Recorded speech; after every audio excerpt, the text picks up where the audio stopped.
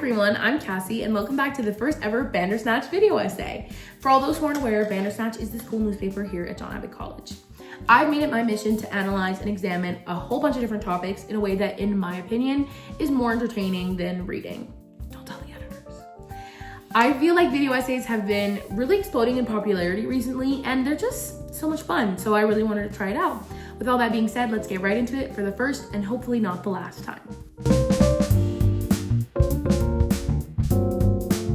Okay, picture it. You're getting ready for a party. It's makeup, outfit, and hair time.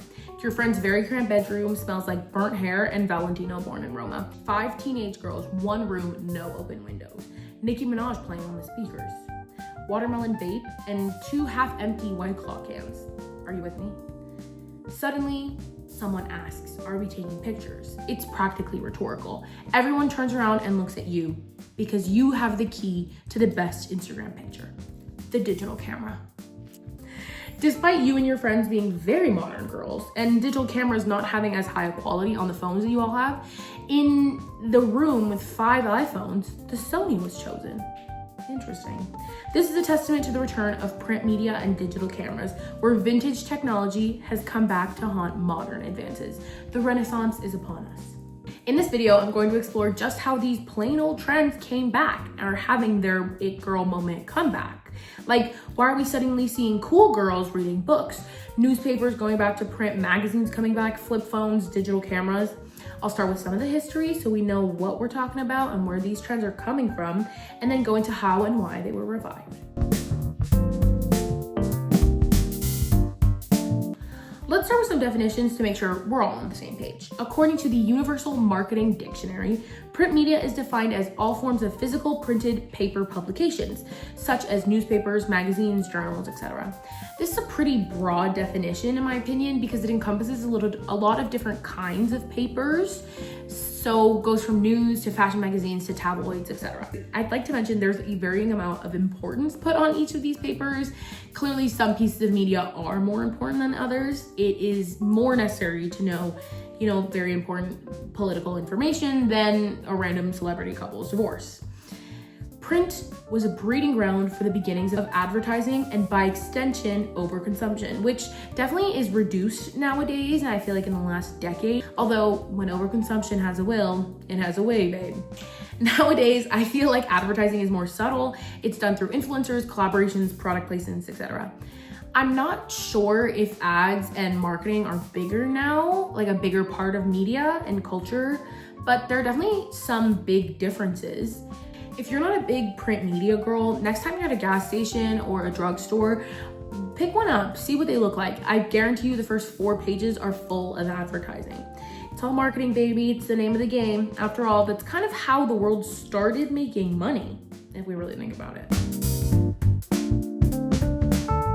Printing has long before been the way of sharing news and information amongst villages, with the earliest recording of any form of print media being in 220 CE, current era. In China during the Han Dynasty, they coined the method that they called rubbing, where images were carved onto stone tablets, filled with ink, covered in ink, and then pressed onto paper.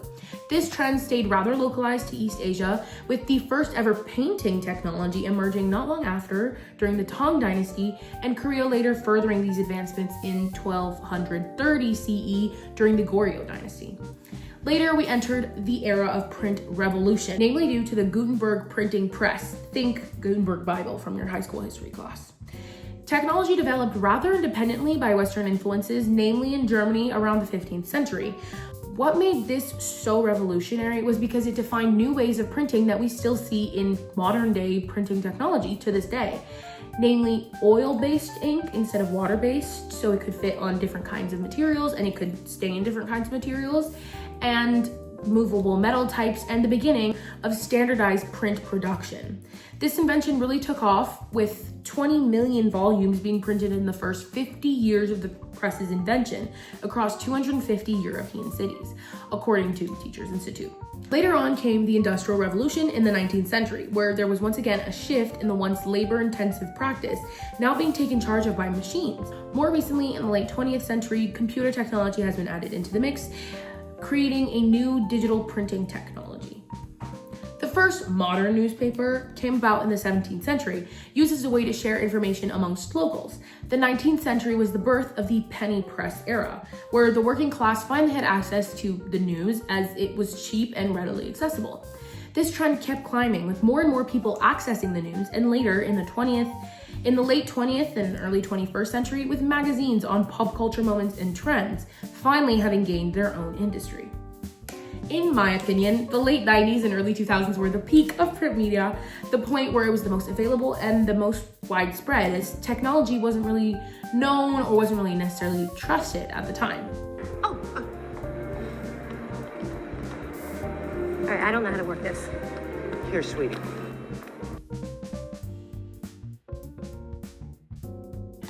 There's definitely something to be said about why print media is still around, even after the ease the internet offers us.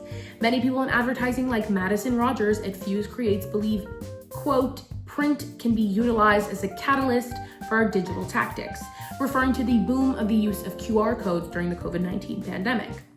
Print media is set apart from our attention-seeking world that is the internet, always trying to get your attention, pull it one way then the other. Not only do 82% of people find print more reliable, than people seem to feel that physical media is less constantly in your face, or should I say in your pocket, feeling as if there's a break from false information and conspiracy theories that the internet is so well known for.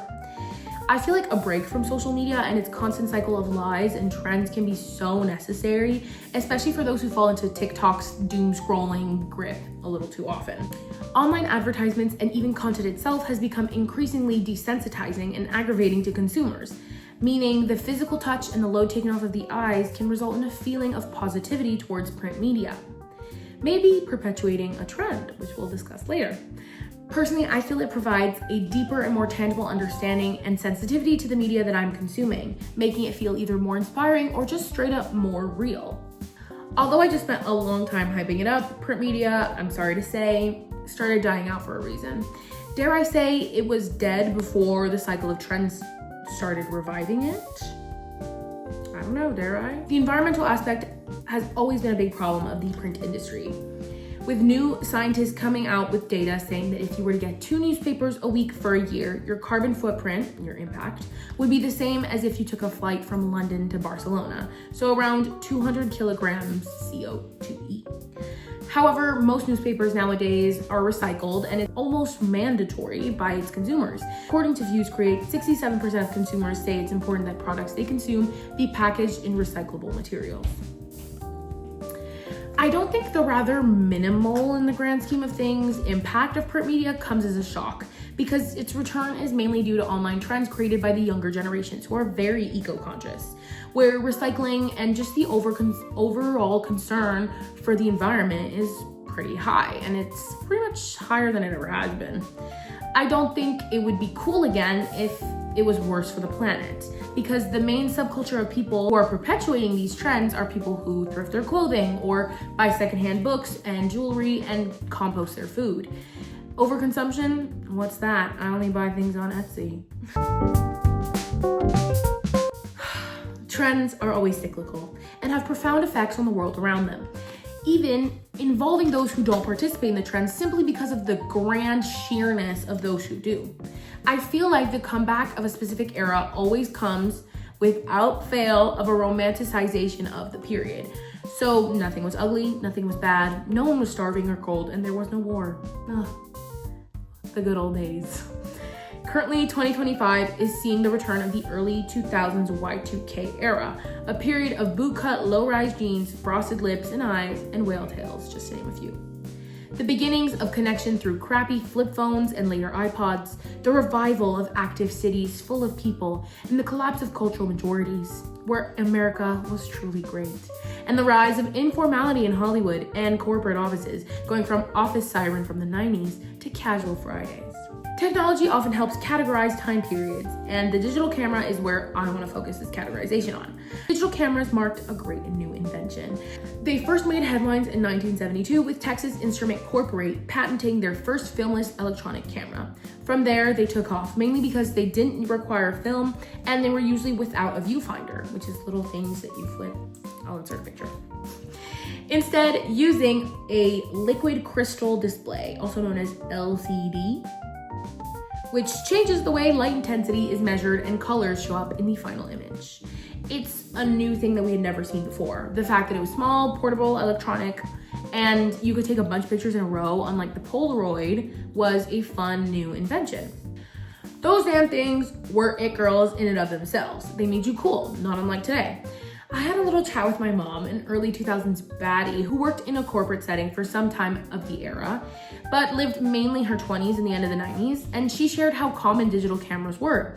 People traded their Kodaks for Sonys, although actually getting the pictures were quite a hassle, needing to get developed, costing both time and money.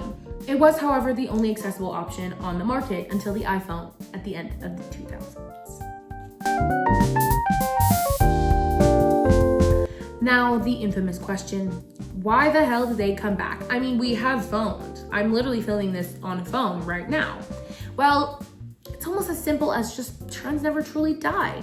They always come back, gentrified, but symbolically true. Every era has its it girl. The 90s were supermodels like Kate Moss and Naomi Campbell. The 2000s, Britney Spears, Paris Hilton.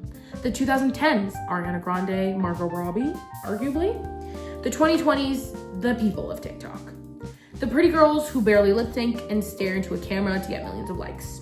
Many say it's Bella Hadid or something, but I say it's the cool girl, a la Gone Girl. Someone who's fun, messy, and hot without trying. She smells of cigarettes, wine, and Dior. Her hair is perfect without trying, and tucked into a perfectly oversized light gray hoodie or natural vintage cotton sweater. She's Pinterest, she's New York, she's martinis, she's vintage mixed metal jewelry. She's cool. She's just cool.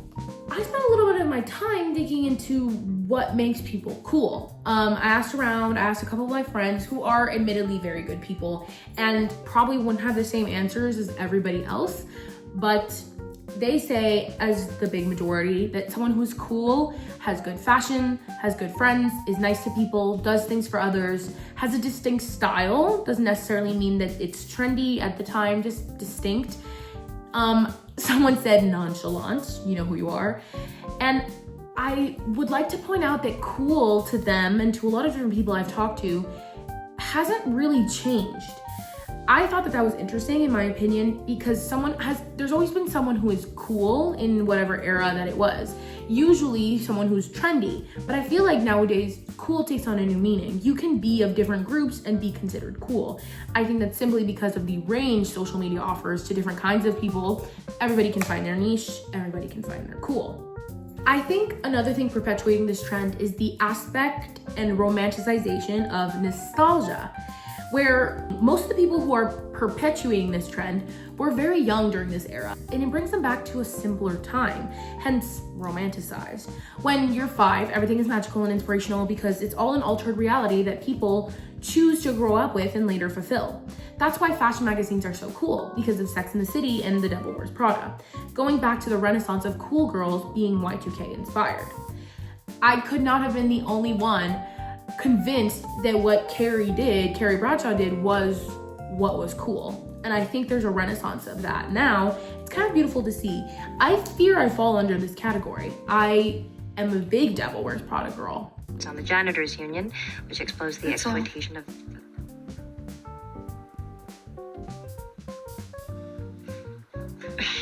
I think one of the bigger reasons print media has made a major comeback is cultural, but also for people's well-being, which is kind of a crazy thing to say, but is not a new concept either. Trends are very, very known for coming back and haunting narratives in people's mental health.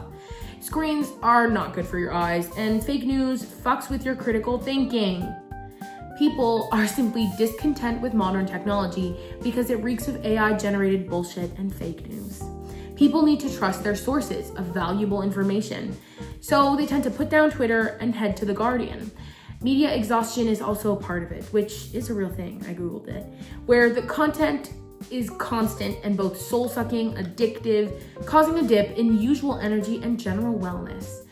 I cannot be the only one who feels like if they spend too much of their day on their phone or on the internet or whatever, my day is ruined and I feel little productivity and little motivation. I think this might be an unpopular opinion, but the camera quality of my iPhone 16 sucks. I mean, you're watching this right now and it's like, wow, why does she look like that? For what it is, it's low quality, grainy, and gray. The digital camera has the vintage feel to it, not only to adhere to current trends and Y2K trends, current, but also old, fun, but also to help the overall quality of the image, which is better for the Instagram feed. I also feel like the bad quality is low-key a scam. Like, I paid a lot of money for this phone just to have a less good quality than the iPhone 11. It's kind of a capitalistic grab for money to get people to purchase the new iPhone with a promise of better quality, both in terms of camera and general usage. But I digress. That's a whole other topic for a whole other day. So unfortunately, we've reached the end. In conclusion, I hope you learned a little bit more about the return of print media and the digital cameras, both kind of altered to fit the modern age. I would love to hear any comments about how these trend cycles have affected you personally, and if you have a digital camera. And if you do, where did you get it? Let me know. I hope you guys have a lovely rest of your day. Bye.